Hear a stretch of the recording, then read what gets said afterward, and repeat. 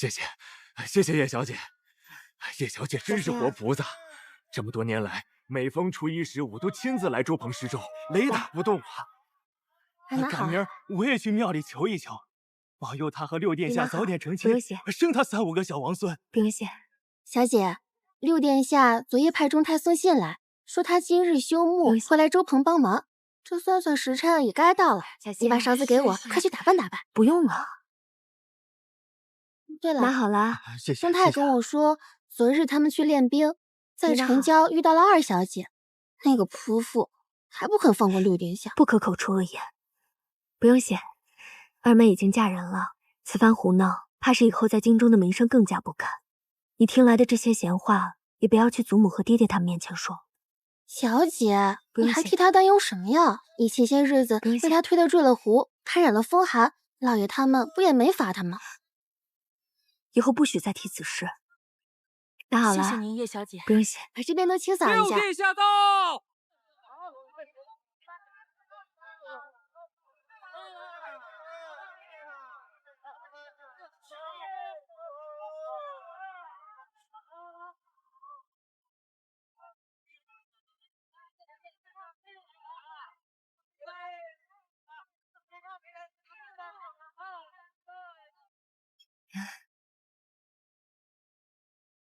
我该回去了。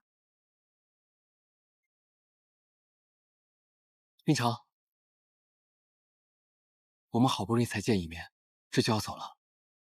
已是日渐黄昏了，再不回去，怕是要被家中长辈责怪，失了体统了。我这些日子在城外练兵，圣国的军营有一大半的规矩都是叶大将军定的。等回了城，想和你多说几句话，没想到啊，还有你们叶家的规矩等着。殿下说笑了，叶家规矩大，并长此有习惯了。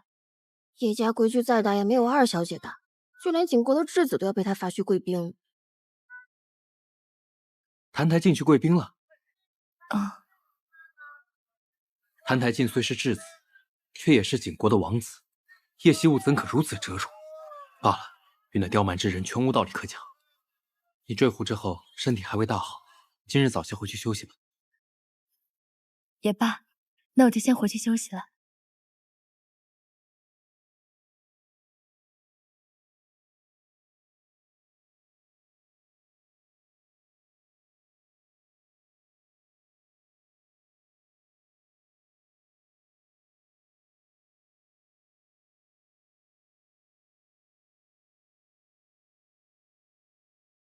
那小姐先好好歇歇，春桃旧宿在隔壁，小姐有事唤我就好。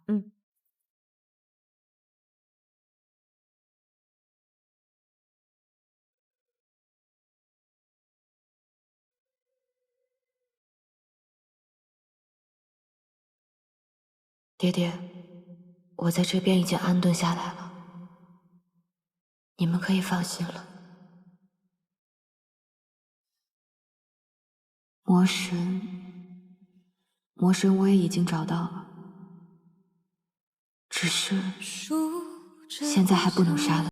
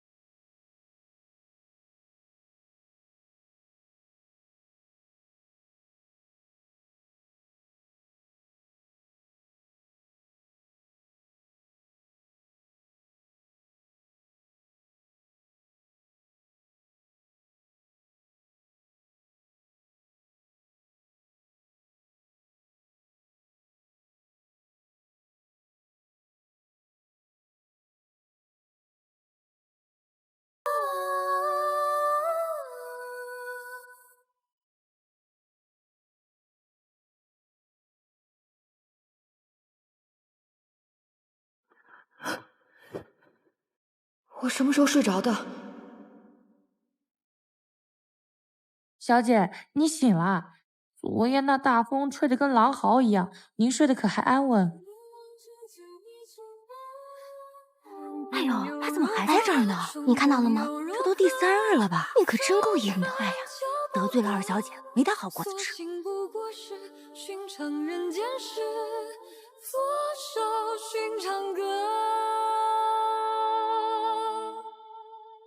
肯定是装的。这里每个人都那么讨厌他，他要是不装的可怜一点，日子会更不好过。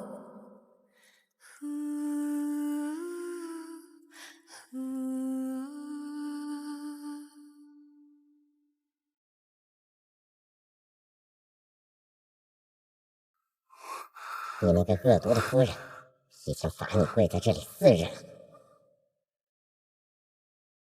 这样下去，你真的会死的。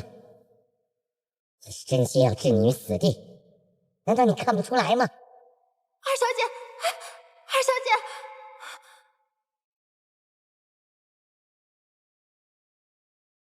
二妹妹，我知道方才在湖边，你不是故意的。我就是故意的。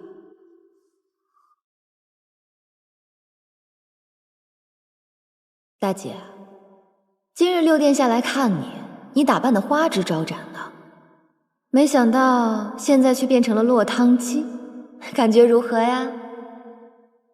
二妹妹，我平日和你无冤无仇，何必苦苦相逼呢？这话你和六殿下去说吧。我真不知道你学了什么狐媚之术，把六殿下迷得团团转，看都不看我一眼。还有那个毫无夫德的澹台剑，竟也被你勾引。既然他那么爱出风头，我就让他出个够。冻死了，也不过就是过去跟祖母说一声。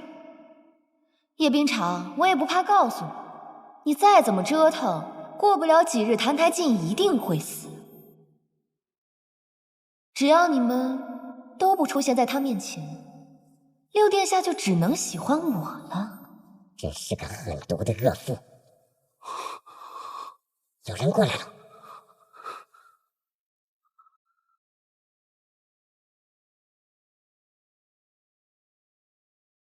这府里怎么总是乌鸦飞来飞去的？真是晦气！好像姑爷来了以后就一直这样。太阳又落山了，这天寒地冻的，再跪下去，他可能真的活不过今晚了。他是死不足惜，可是如若血骨复苏，麻烦就大了。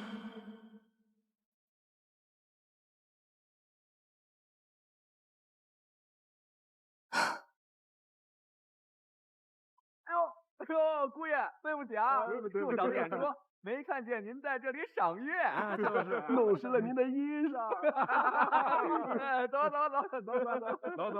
走。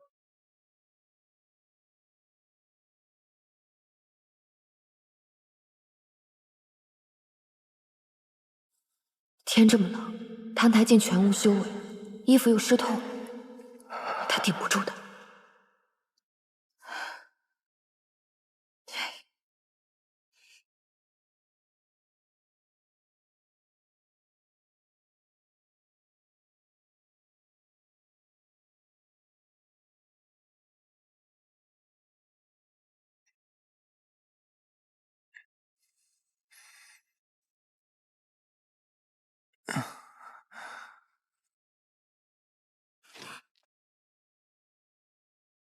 二小姐，天寒地冻，请回吧。不用劳烦你亲自来监看我受刑。谁说我是来监看你了？我只是……这是什么？我只是来看看你死了没有，免得还要我替你收尸。我便是死了，又何劳二小姐亲自来为我收尸？这世上想要看到我横死的人，多如过江之鲫，说不定到时候会成群结队的来向你登门道贺呢。你以为你这么说，我就会可怜你了。可怜我？不行，小魔神已经动蔫了，再这样真的会死。算了，以后有你报应的。这斗篷难看死，我不要了，送你了。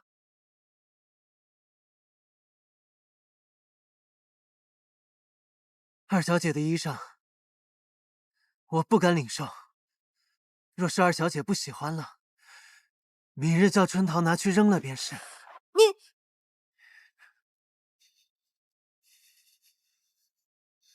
二小姐还有何事？看吧，李苏苏，这小魔神根本没血没肉，你明明可怜他，他却还阴阳怪气。但凡这魔头还有一口气，就不能给他一丁点善心。有这好心，不如多去喂喂狗，感化感化山匪。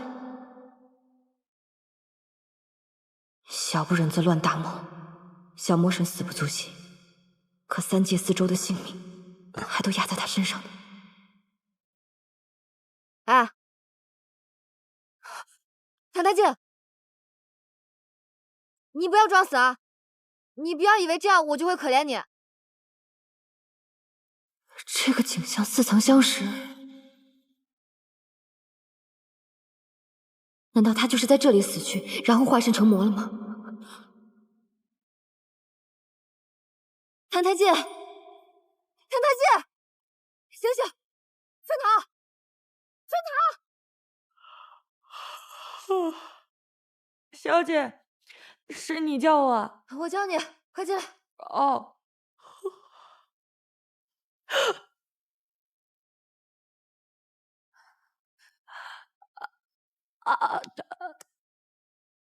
小姐，是你没醒还是我没醒啊？你说什么胡话！赶紧去烧洗澡水，越快越好，救人要紧。哦，快一点！哦，小姐，你方才怎么跟姑爷抱在一起了？我们不是夫妻吗？那人间的夫妻不是理所应当同床共枕的吗？人间？快看看洗澡水烫不烫？哦，好。小姐，水不烫了。春桃，你先回去休息吧。好的，小姐。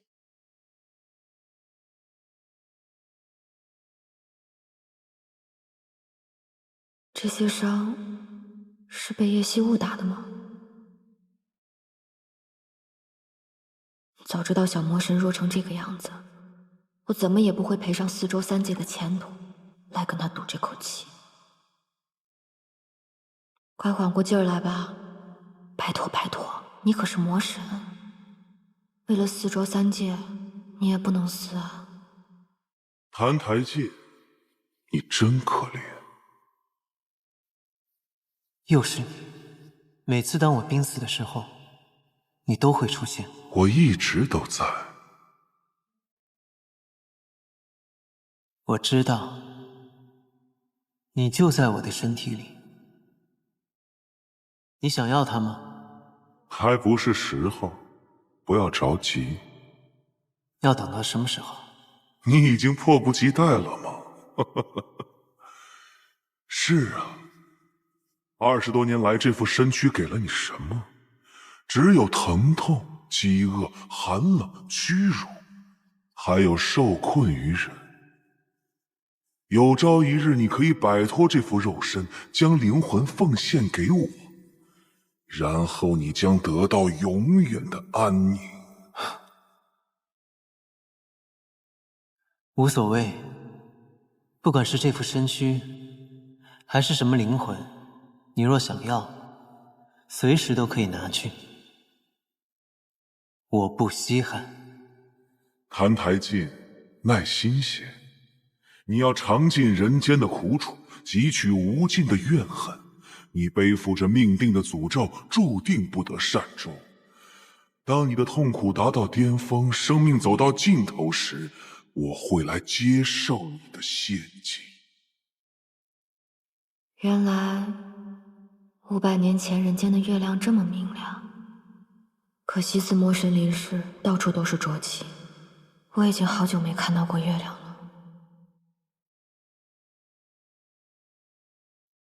生为魔胎，身负邪骨。这邪骨究竟生在何处，长什么样子啊？究竟哪一根才是邪骨？没摸出哪块骨头有什么不同啊。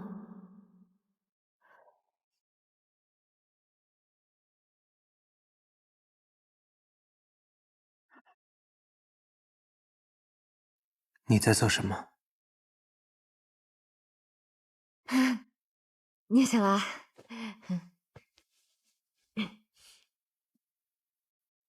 叶希雾，嗯，你又在玩什么花样？你管我玩什么花样？你既然醒了，就赶紧起来穿衣服，别泡在水里面装死。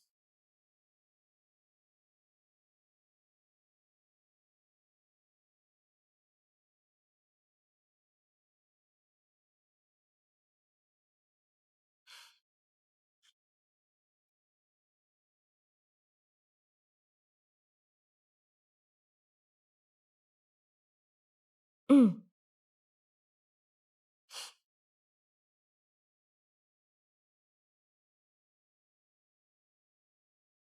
去哪儿啊？去湖面，还没有天亮。哎，你不能去！你给我站住！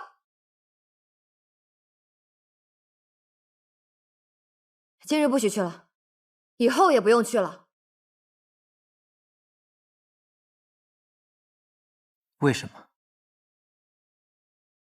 你是我的人，天天跪在外面人来人往的，不是丢我的脸吗？那真是抱歉了。我累了，我要睡了，你不要跟我说话了。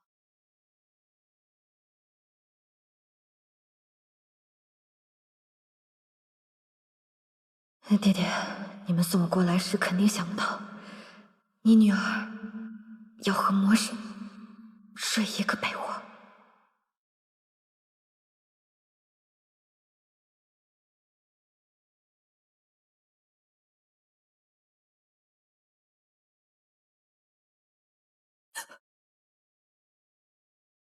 你站着干什么？快点做，做完我也要睡觉了。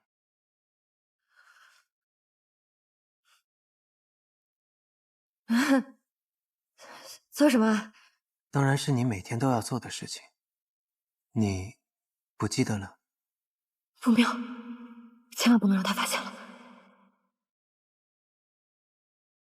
我记得呀，我怎么可能会忘？你等我一下，我有点口渴。春桃，我要喝茶。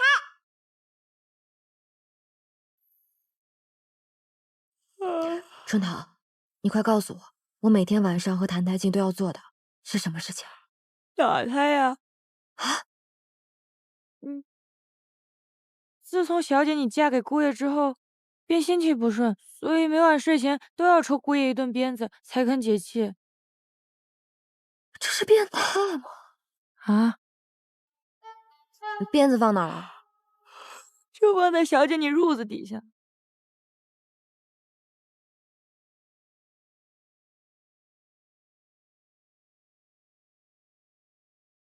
要抽多少下？这可说不准，看小姐你心情吧。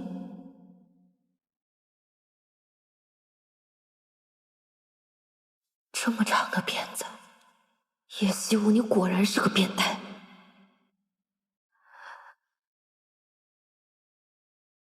李素素，你从前斩妖除邪，眼睛都不眨，抽鞭子有什么下不去手的？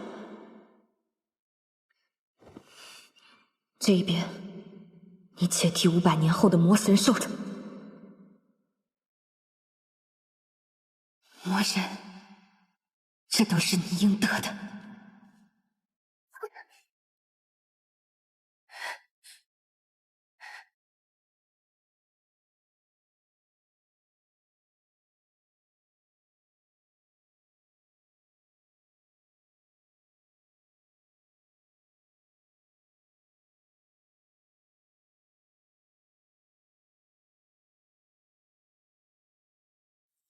林思思，你到底在干什么啊？如今他还不是魔人，任打任骂，逆来顺受，欺负他，折磨他，就能阻止魔神降临吗？这样只会让你心中更加难受。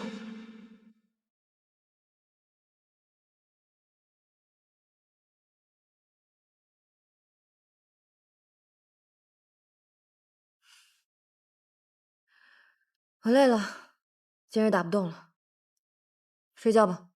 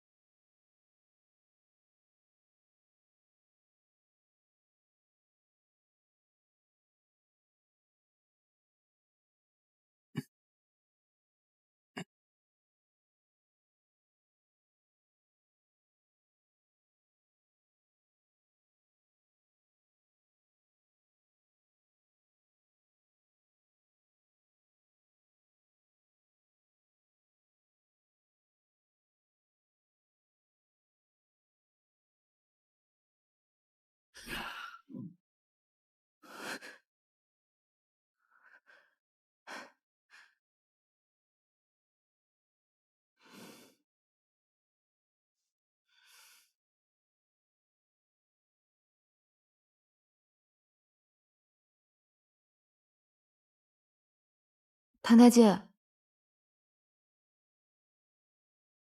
谭太介，谭太介，谭太介，谭太介！好的。糟了，冰天雪地里跪了4日，还挨了那么多鞭子，凡人之躯怎么吃得消啊？林素素啊，林素素，这回你可闯大祸了！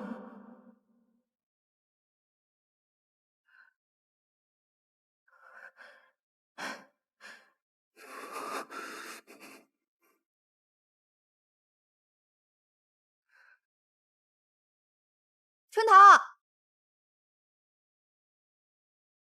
春桃，春桃，你睡了吗？春桃。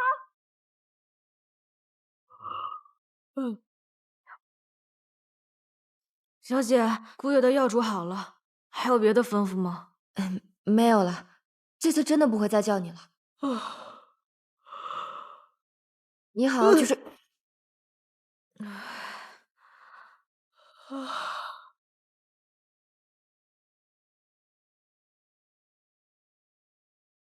谭太介，谭太介，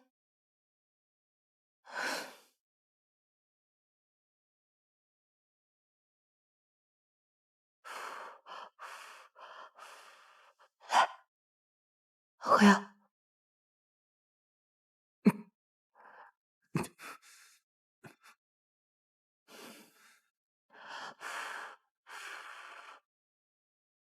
啊，小魔神已经烧迷糊了，也不知道这人间的草药管不管用。张嘴。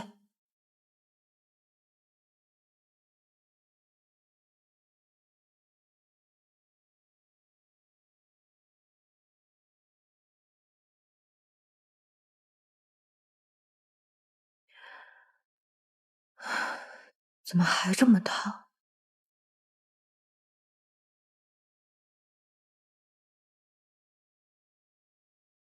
小时候我发热，爹爹就是这样给我敷冰帕子的。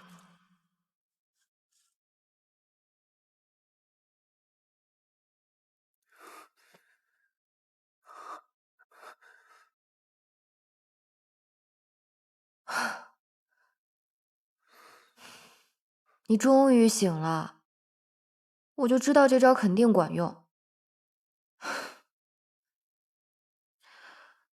行了，你好好休息吧，我去睡了。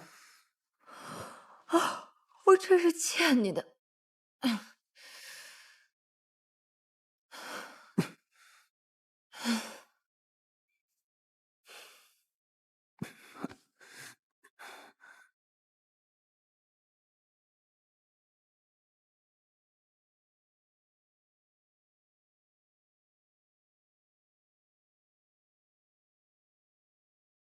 这女人出门上香，莫不是撞了邪，被什么上身了？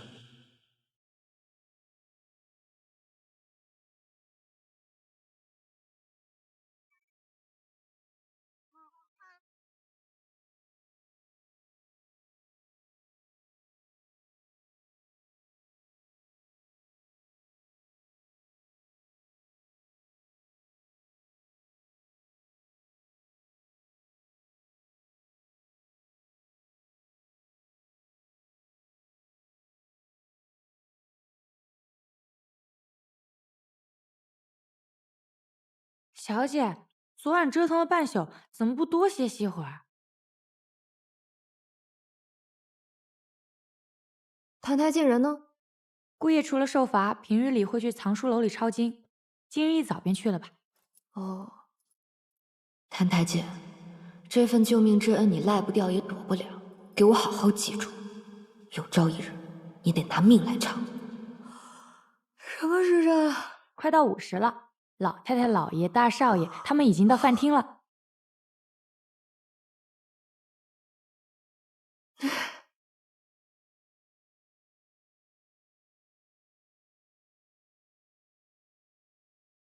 二小姐好。这些都是叶希雾朝夕相处的家人们，想留在叶府，得先过了这关才行。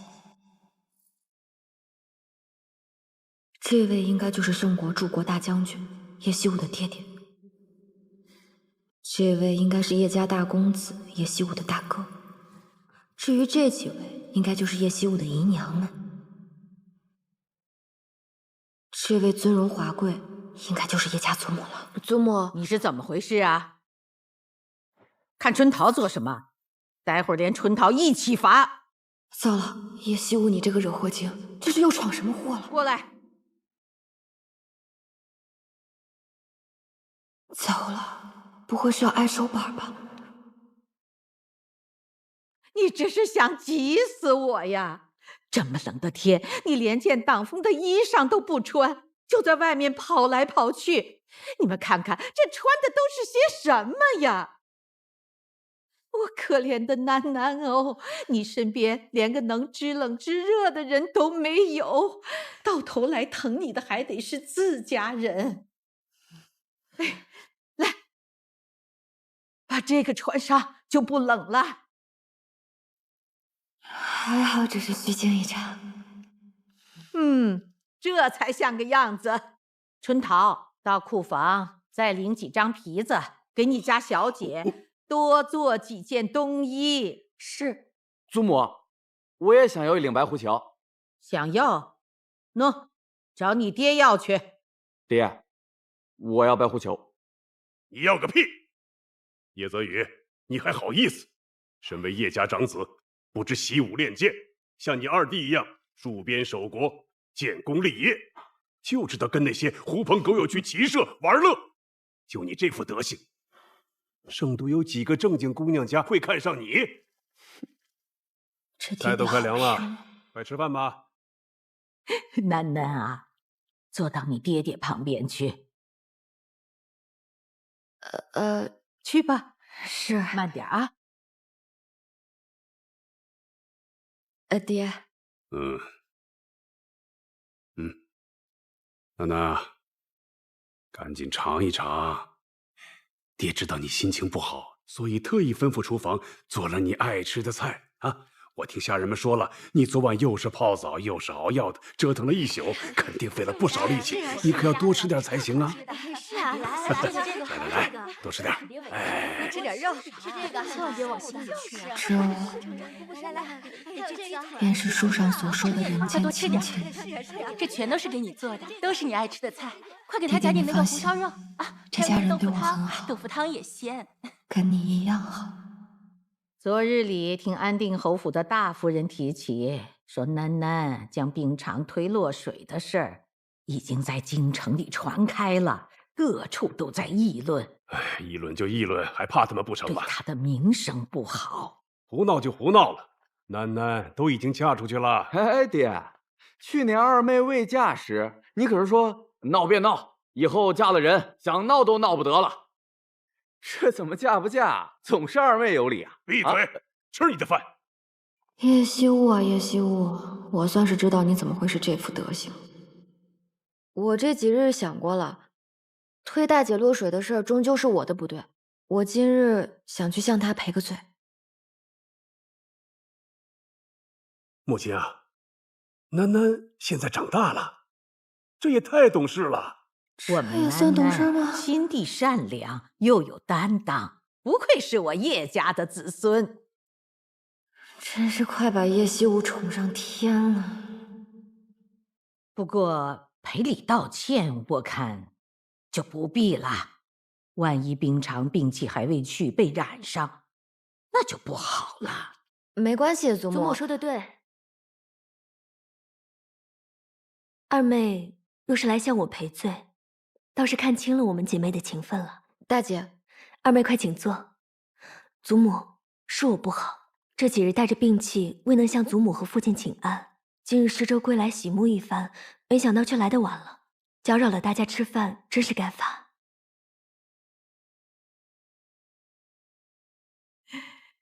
囡囡，听见了没？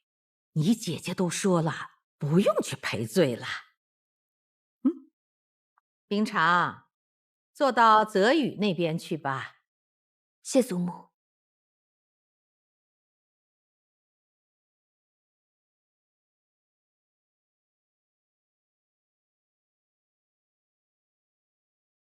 怪不得大师兄，不，萧岭和谭台烬都喜欢她。这样一个美人，脾气温柔，心眼儿也好，谁会不喜欢？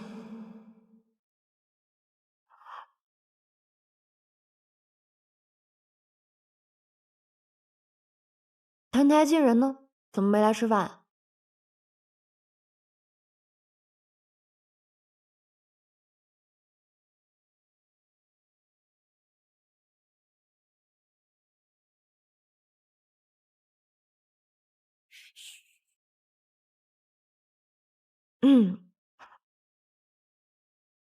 哎，你还真当自己是主子了？你总不能天天只吃饭不干活吧？就是啊，不能不干活呀。怎么？哼！哎，你看啊，我们哥几个辛苦了一下午，那还有一大堆主子们用过的碗筷没刷呢。我看您成日里清闲无事，劳您大驾，去把那些碗筷洗刷干净，再吃饭。怎么样？就是啊，劳您大驾了啊，姑爷。姑爷请吧。哎，去吧，那就辛苦姑爷了。来，兄弟们，吃饭！哎，来吃饭啊！来帮吃。哎，给你了啊！我给我，我给你了。哎，给你，就给我了。还给我加上那个。哎，给你。好，你吃了。所以谭台烬自从入府，从未和我们一起用过饭，都是在厨房和下人一起。是啊，小姐那么烦他，哪还有胃口吃得进饭啊？不过我听说姑爷平日里也不大能吃饱，下人们都是看人眼色行事的。小姐你平日里怎么做，他们就跟着怎么做。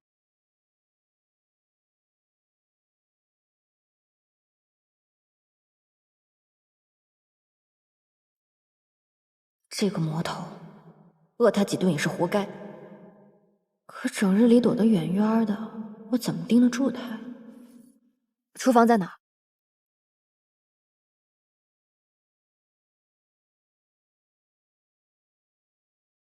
哎，我跟你们说啊，这有些人呐，他就是主子的身份，奴才的本分啊。就是啊，那叫啥来着？贵人见命啊！贵人见命，过得其实啊，还不如咱哥几个呢，是吧？就是啊，咱哥几个吃。哎，吃饭。这个香，哎，你要真香，真不错。哎，你们说，就他这种人啊，活着有什么意思呀？要我说啊，不如早点死了算了。叶惜雾平日里就是这样纵容下人们刁难谭台烬的。对啊，死了算了，不如死了。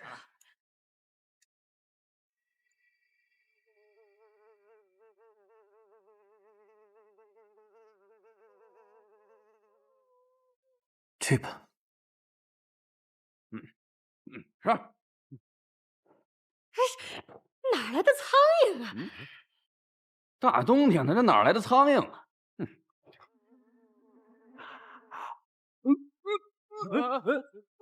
怎么了？出什么事了？哎，喝水，喝水啊！没事吧？没事吧？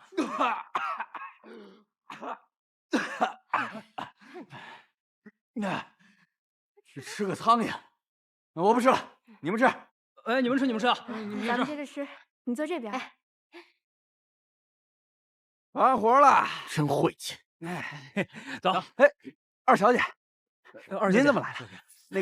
那个澹台烬，澹台烬做错了什么，让你们催他去死啊？小姐，我方才让姑爷去刷碗来着，那桶里都是哥几个昨天晚上特地从湖里砸出的冰疙瘩。嘿嘿，哦对了，还顺手啊，泼了姑爷一身水。昨晚没冻死他，但是今天让他多洗会儿，保管他连手指头都能冻掉。嘿嘿，而且今天也没给他吃饭，只留了一桶泔水。你们平日里就是这么欺负人的吗？人本无贵贱之分，可有人甘愿自轻自贱，一辈子当个奴才，还非要踩在别人头上找那一点乐子。看到别人过得困苦，就这么让你快活吗？小姐，您别当真啊！这不哥几个想替二小姐出出气，对您我们肯定是绝无二心的呀。今日你敢对澹台烬这么说，不过是其他无人凭依。哪日叶家败落，你们是不是也敢对祖母爹爹对我这么说话？不，小姐不敢，小的不敢。二小姐教训的对，二小姐教训的对，二小姐教训的对，二小姐教训的对，二小姐教训的对。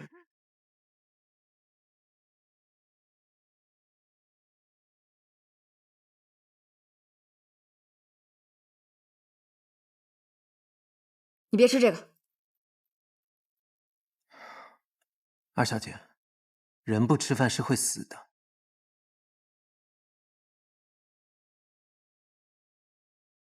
这些东西不干净，那些家丁都不知道往里面加了什么，你吃完会生病的。比这个更脏的我都吃过。他们方才那样说你，你连句反驳都不会吗？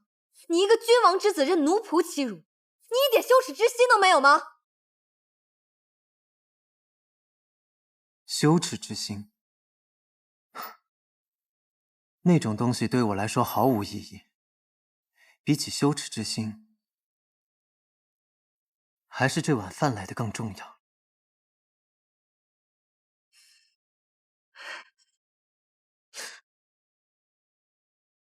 叶希雾，你跟我走。没有这口饭，我可能会死，但若有了羞耻之心，我根本就活不到今日。少废话，跟我走。把这碗饭吃了，然后该干嘛干嘛去，不要整日病恹恹、瘦骨伶仃的，一个不小心就病死了。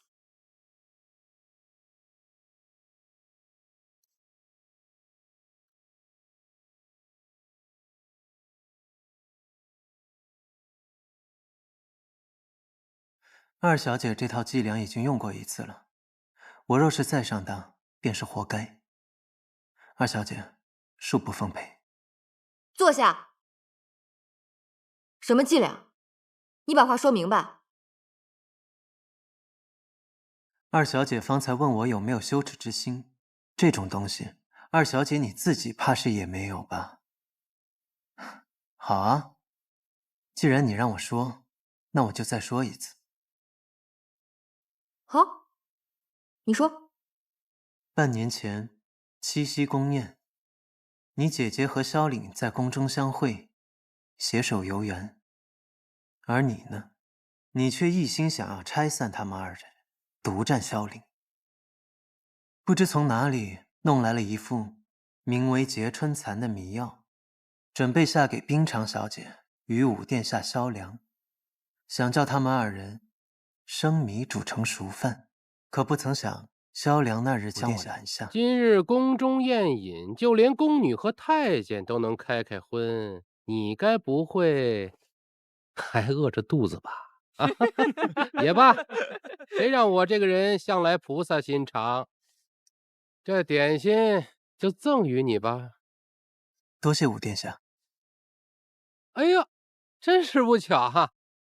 不知你最近听说没有？近来景圣屡有骄兵，若父王经谁提醒，想起你来，把你杀头祭旗，也不是没有可能吧？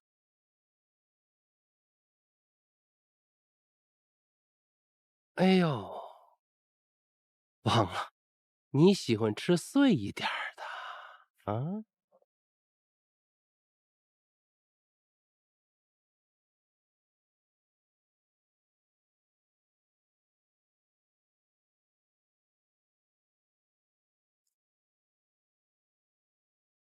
够碎吗？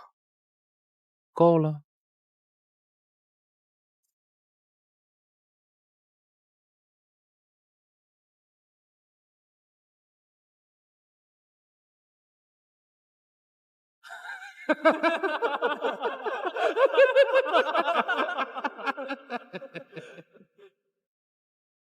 可我刚吃下不久，就感觉头晕目眩。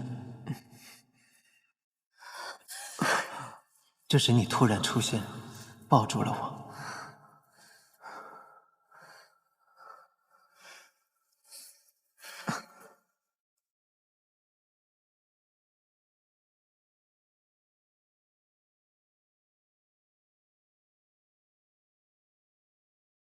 武殿下的劫春残不慎被我误食，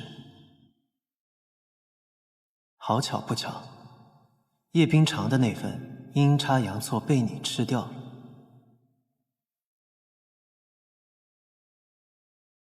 宫中见证之人众多，叶将军只得请旨，为你我赐婚。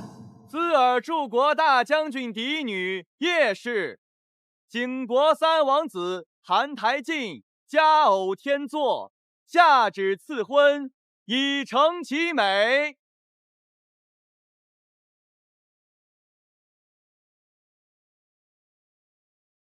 后来，你将此事原委告知于我，从此，你就以戏弄、折磨我为乐，愈发的扭曲、恶毒。叶修啊，叶修啊，你都做了些什么？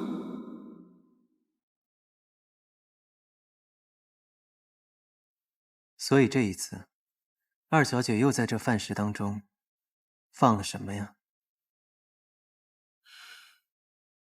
我什么也没放。是吗？二小姐劳神费力，只为了让我吃上一口饱饭？不行吗？谭台静，我告诉你，你想把自己饿死，门儿都没有。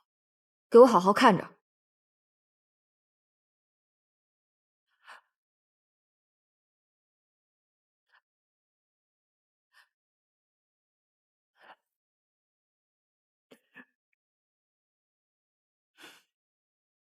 你这回满意了吧？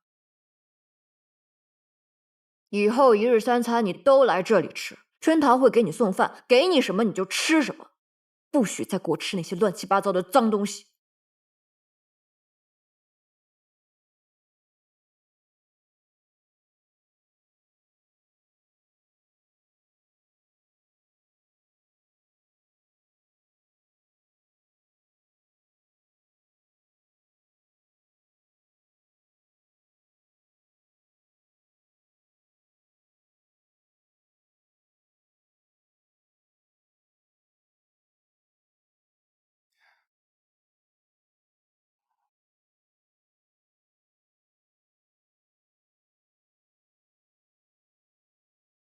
好像真的只是一碗饭。这女人究竟是怎么了？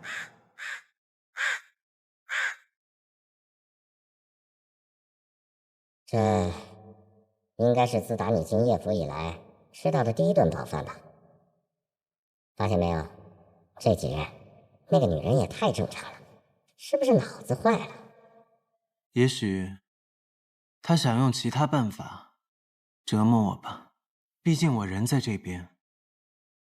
若是质子死了，叶家也无法脱责。也对，这女人反复无常，这儿确实不能久留。不过，离开了这儿，你还能去哪儿呢？啊，对了，我遇上了几只景国过来的乌鸦。景国，真巧，那儿也是我的出生之地。你去过景国王宫吗？那可是天底下最恶心的地方。他们说，他们看见了有巫医在焚烟做法，闻到了病人腐朽的味道，还有焦躁的大臣在朝堂上踱步。大概是景王吧。那个理应被我称作为父亲的人，命不久矣了。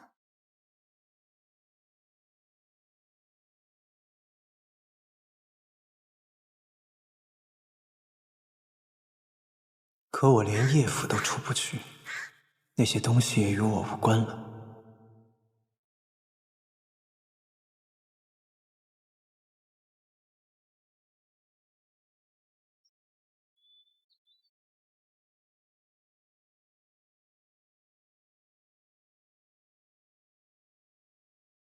父王，儿臣有要事禀报。灵儿，你来得正好。